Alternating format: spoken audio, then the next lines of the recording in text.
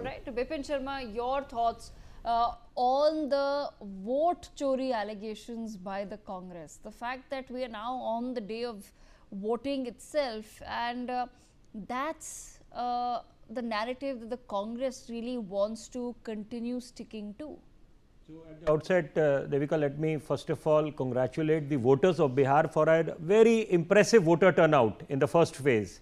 So having said that, let me now come to your question, which is of paramount significance, because for a robust democracy, you need to have a very strong opposition who keeps the government on tenterhooks. It is not there to give clean chits to the government and to be always in a praising mood.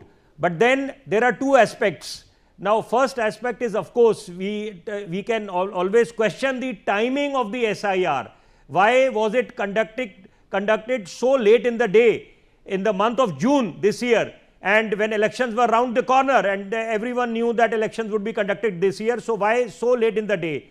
That is one very relevant question that the opposition is raising. But now come to the second, the counter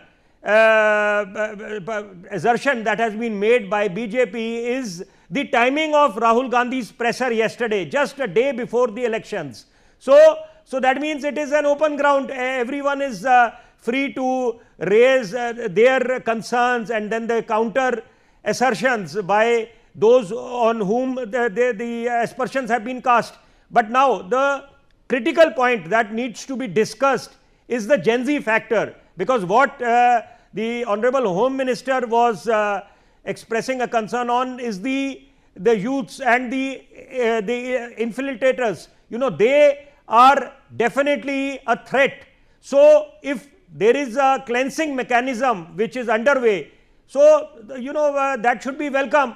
But then the counter assertion that has been made by the opposition, especially the Congress, is why mass exclusions, such mass omissions from the electoral roll in Bihar especially. So this is why Congress is talking about vote theft.